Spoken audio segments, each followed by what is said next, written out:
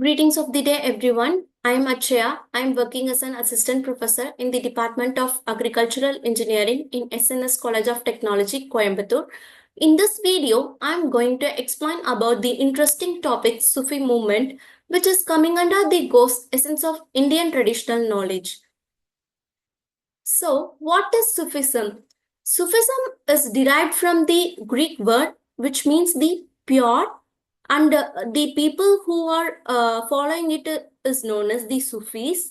So they will follow the simple, pure life. So, which is the meaning of Sufism? Sufism is often described as the mystical or spiritual dimension of Islam. It emphasizes the direct personal experience of God rather than only to outward religious practices.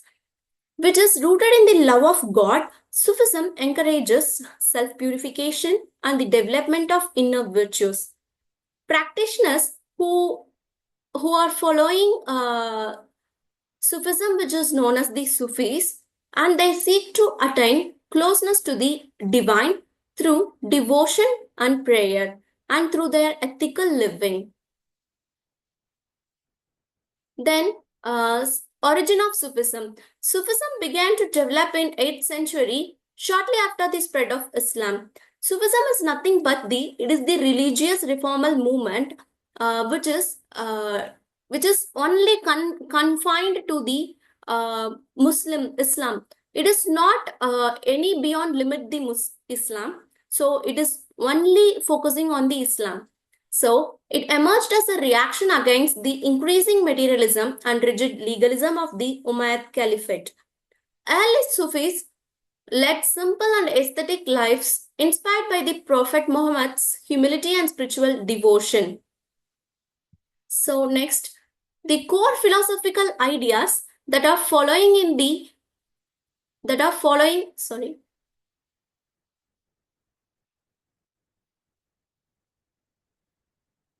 The core philosophical ideas that are following in the Sufism are known as Tawhid, unity of God, Ihsan, the excellence in worship, and the divine love, the Fana, and the inner purification.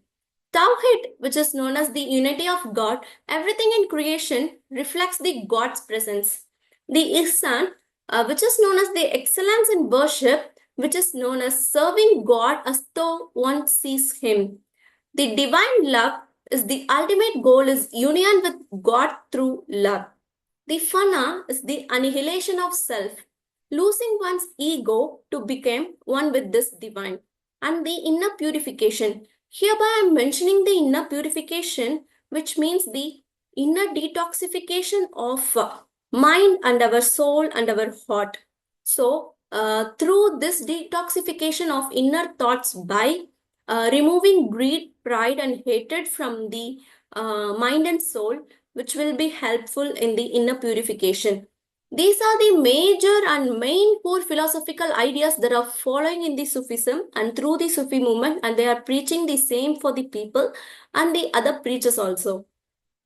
So the Sufi practices, which are mainly focusing on developing the skill-based practices they are doing, such as remembrance skills, listening, meditation, and the service skill, and the mastering skill. Dhikr, which is known as the remembrance, which through this they are following repeating names of God or phrases from the Quran, often in rhythmic chants. Sama, which means listening, includes spiritual music, poetry, and sometimes dance. That is the whirling dervishes. So in the first slide, I have kept the photo over there. That photo will represent the whirling dervishes, that kind of dance. Murabba, meditation, which is followed through deep contemplation to attain the divine insight. And the service to humanity, acts of compassion and charity seen as the devotion. Guided by Murshid or Pir, they are the spiritual masters who help disciples navigate the spiritual path. And then the prominent Sufi saints are Jalaluddin Rumi, Rabia al-Bazari, al-Ghazali, and Abdul Qadir Jilani. Jalaluddin Rumi is a Persian poet and founder of Mevlevi order. His poetry, like Masnavi, emphasizes the divine love. Rabia al-Bazari is one of the earliest female Sufi, known for her devotion and concept of selfless love of God. Al-Ghazali, whose integrated Islamic theology and mysticism made Sufism intellectually acceptable in mainstream of Islam. Abdul Qadir Jilani, he is revered as a scholar, and he is also a Qadra order. He is also the founder of the Qadra order. Then these are the photo of the well known saints, like Sufi saints, as mentioned in the previous slide.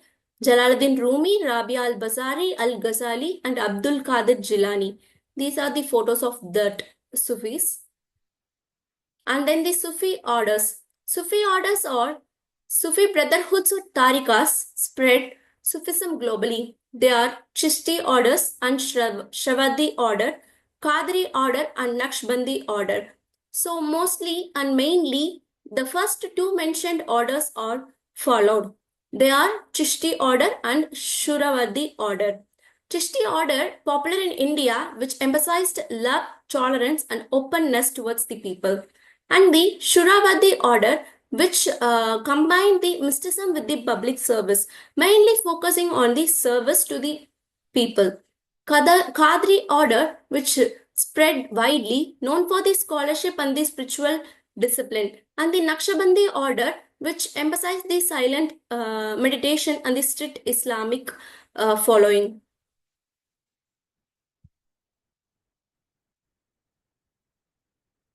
Spread of Sufism in India.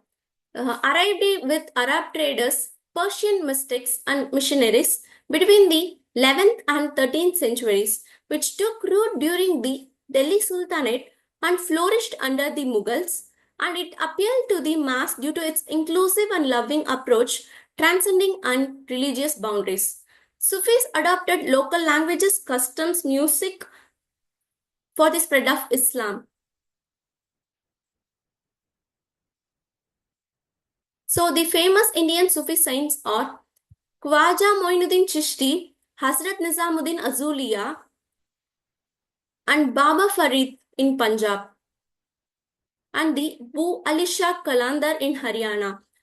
Khwaja Moinuddin Chishti, who is from Ajmer, known as Garib Nawaz, benefactor of the poor. His dargah is a major pilgrimage site, and up to now, this dargah is a major pilgrimage site. And the Hazrat Nizamuddin Aulia, he is from Delhi, who emphasized love for all and is known as for his disciple Amir Qurashu. And then the Baba Farid, who is from Punjab, his poetry is included in the Guru Granth Sahib Sikh. In the Sikh scripture, it have included. Bu Ali Shah Kalandar, he is from Haryana. He is known for his miracles and deep spiritual insight, revered by both Hindus and Muslims.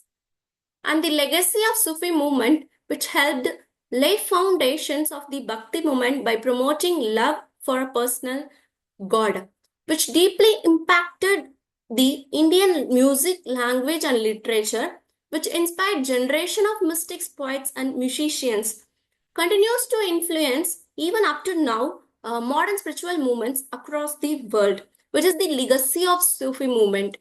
The criticism and challenges that followed in the Sufi movement or faced in the Sufi movement or which faced criticism from conservative Islamic scholars for deviating from orthodoxy, accused of incorporating non-Islamic elements like music and dance. Actually, here music and dance is completely devoid or completely different from the Islam, but it is forcefully or accused.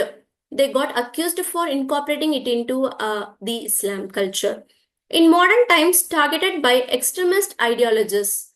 And then the urbanization and secularism have led to decline in traditional Sufi practices through cultural interest remains. And hereby I am concluding with the Sufi movement represents the soul of Islamic spirituality centered on love, peace, and unity. In India, Sufism bridged religious divides and influenced major cultural developments. Its teachings are still relevant today in promoting peace, compassion, and universal brotherhood. The legacy of Sufism endures in art, music, and the hearts of people. Sufi philosophy versus Orthodox philosophy. It emphasizes the personal connection to God, while the Orthodox Islam focuses on external religious duties. It accepts the use of music and poetry, while the Orthodox Islam often rejects music in worship.